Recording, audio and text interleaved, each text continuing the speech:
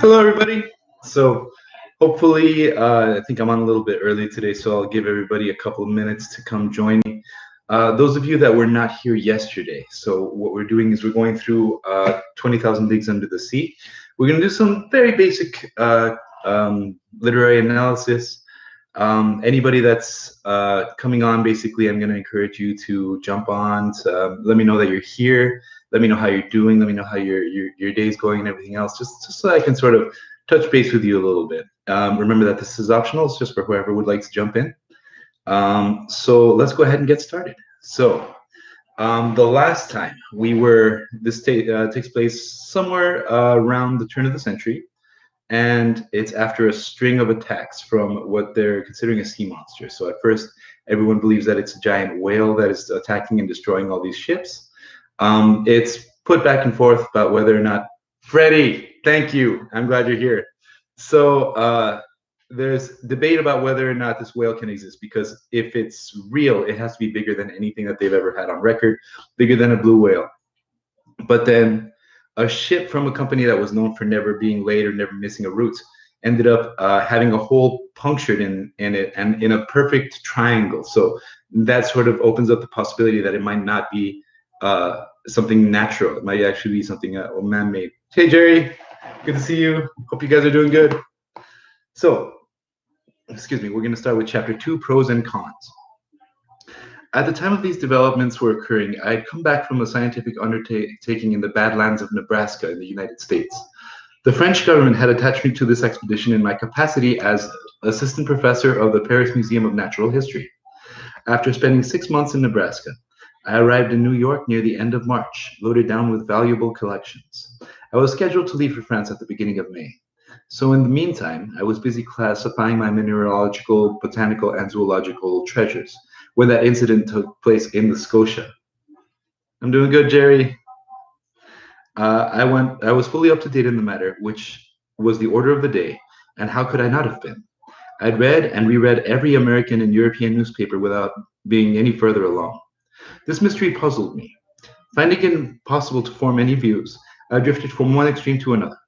Something was out there, that much was certain, and any doubting Thomas was invited to put his finger in the Scotia's wound. When I arrived in New York, the issue was at a boiling point. The theory of a drifting islet or an elusive reef, put forth by people that were not quite in their right minds, was completely eliminated. In truth, unless this reef had the engine in its belly, how could it possibly get around with such prodigious speed? Also discredited was the presence of a floating hull or some other huge piece of wreckage, again, because of the speed of the movement. So only two possible solutions were left, creating two very distinct groups of supporters. On one side, those favoring a monster of colossal strength. On the other, those favoring an underwater boat of tremendous motor power. Now then, through the latter theory was perfectly reasonable. It could not stand up to inquiry conducted both in the New World and the Old. Diana, you're finally back. It was hardly likely that a private individual had such a mechanism at his disposal. Where and when had he built it? But how had he built it in secret? Also, only some government who would have owned such an engine of destruction, and in these catastrophic times when men tax their ingenuity to build increasingly powerful and aggressive weapons. It is also possible that some nation, unbeknownst to the rest of the world, was testing out such a fearsome machine. The Chassepot rifle led to the torpedo, and the torpedo led to the underwater battering ram, which in turn will lead to the world putting its foot down. At least I hope so. Heyo. But this theory of the war machine collapsed in the face of firm denials by various governments. Since the public interest was involved and transoceanic travel was suffering, the sincerity of those governments could not be doubted. Besides, how could the construction of an underwater boat have eluded public notice? Keeping such a secret would be hard enough for an individual and downright impossible for a nation in which every move is under government surveillance by the competing powers. So after the inquiries were conducted in England, France, Russia, Prussia, which doesn't even exist anymore, Spain, Italy, America, and even Turkey, the theory of an underwater monitor was decisively rejected. So the monster surfaced again, despite the never-ending jokes heaped upon it by the popular press, and the people's imagination soon caught up to the most ridiculous ethological fantasies. I miss you guys too. After I arrived in New York, several individuals paid me the honor of consulting me on the phenomenon in question. In France, I published a two-volume work in quarto entitled The Mysteries of the Great Ocean Depths. Well received in scholarly circles, this book had established me as a specialist in this pretty obscure field of natural history. My views were in demand. So long as I could dispute the reality of the business, I confined myself to sweeping denials. But soon I was backed into the corner and urged to explain my position outright. And right on cue, the New York Herald summoned the Honorable Pierre Arnaud, professor of the Paris Museum, to clarify his views no matter what. So Dr. Arnaud, that's our main character. That's the professor is actually going to be the person that we're going to follow throughout the story. Doom Eternal, I'm jealous. So I don't actually have it. I'm sorry, I can't live stream it. I don't have a Twitch either. So I complied. Since I could no longer hold my tongue, I let it wag. I discussed every aspect of the matter, both political and scientific, and I'll quote a passage from the well-padded article I published before the issue of April 30th. Hence, I said, after examining these different theories one by one, and after refuting every other supposition, we're forced to accept the existence of some extremely powerful marine mammal. The ocean's deepest resources are completely unknown to us. No soundings have been able to reach them. What's going on in those distant depths?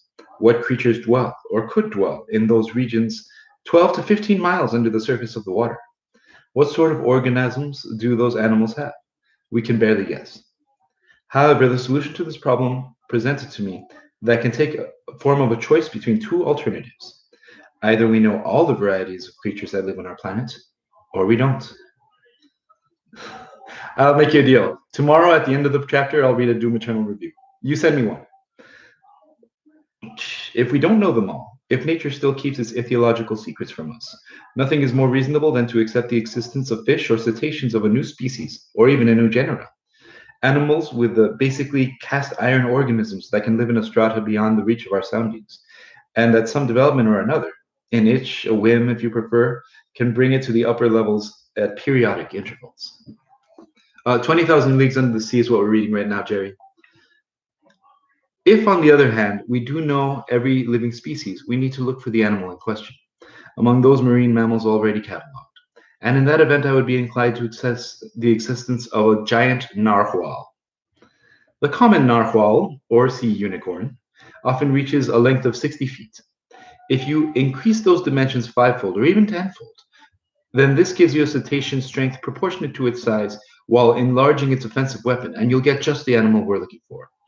It would have been the proportions determined by the Shannon's officers, requisite instrument for puncturing the Scotia, and enough power to pierce the steamer's hull. So, quick reminder that in the previous chapter, there was a perfectly triangular hole that was cut into the hull of one of the ships. No one's gotten a haircut, Jerry. I know.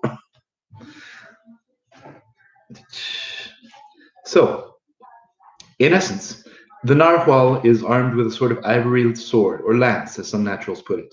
It's a king-sized tooth as hard as steel. Some of these teeth have been found buried in the bodies of baleen whales, which the narwhals attack with invariable success. Others have been yanked, not without some difficulty, from the undersides of vessels that the narwhals have pierced clean through, in a way of gimlet pierces a wine barrel. In the museum at the Faculty of Medicine in Paris, one of these tusks 7 feet and 4.5 inches long and 19 inches around at the base. All right then, imagine this weapon to be 10 times stronger and the animal 10 times more powerful. Launch it at a speed of 20 miles per hour and multiply its mass times its velocity, and you'll get just the impact that we need to create that specific catastrophe.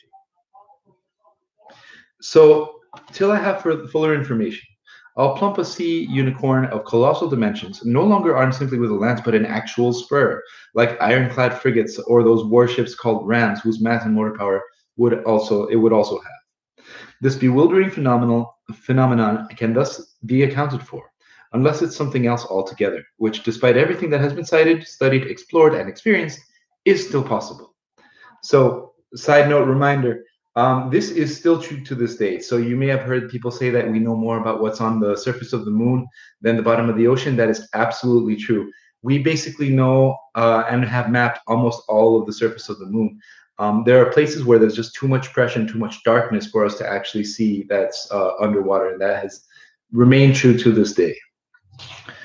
These last words were very cowardly of me, but as far as I could tell, I wanted to protect my academic dignity so as not to lay myself open to laughter from the Americans, who, when they do laugh, laugh their heads off. I'd left myself a bit of a loophole. Yet deep down, I'd accepted the existence of the monster. My article was hotly debated and caused a major uproar. It won over a number of supporters. What's more, the solution it proposed allowed for free play of the imagination. The human mind loves to impress prospect of uncanny creatures. Now then, the sea is exactly their best environment, the only appropriate setting for the breeding and rearing of such giants, next to which land animals such as elephants or rhinoceros come off as pipsqueaks. Those masses of liquid provide transportation for the biggest known species of mammals and maybe harbor mollusks of incomparable size, or crustaceans too frightful to contemplate, such as the 300-foot lobsters or crabs weighing 200 tons. Why not?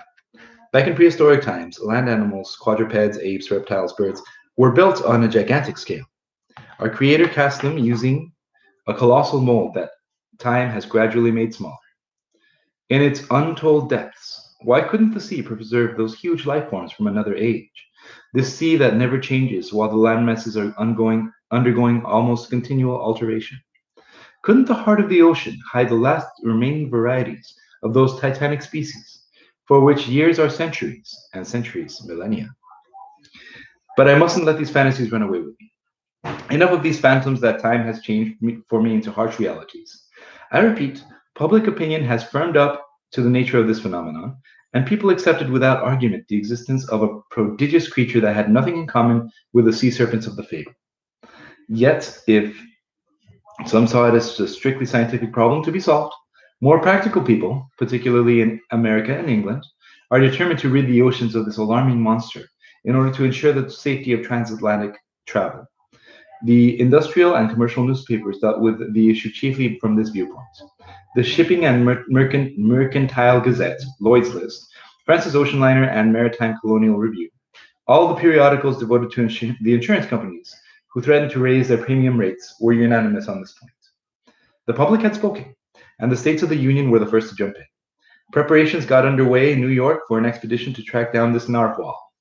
A high-speed frigate called the Abraham Lincoln was fitted for putting out to sea as soon as possible. Its navy unlocked its arsenals, and Commander Farragut, who moved energetically ahead with arming his frigates.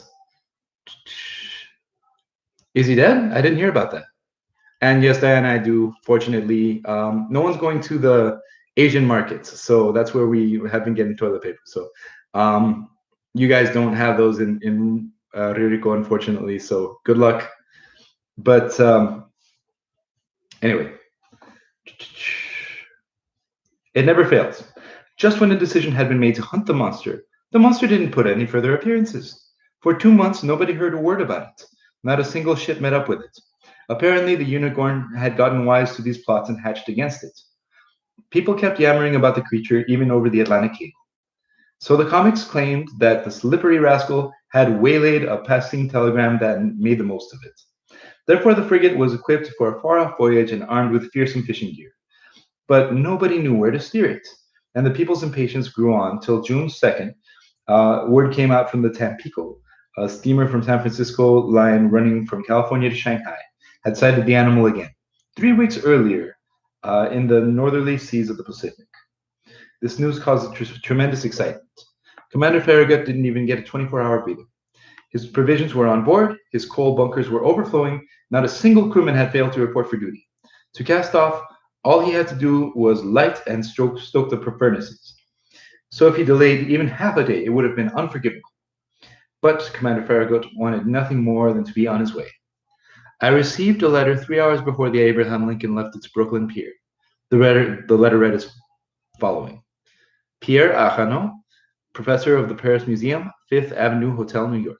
Sir, if you would like to join the expedition aboard the Abraham Lincoln, the government of the Union will gladly accept you as France's representative in this undertaking.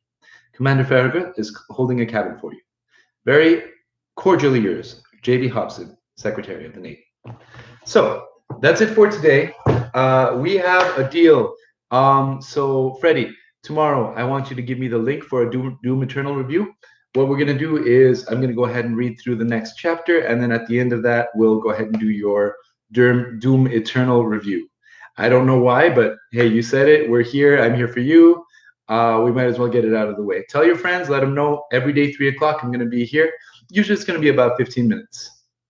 Yeah, I already said I would. Tomorrow, though. So you guys will have to tune in. Anything else before we sign off?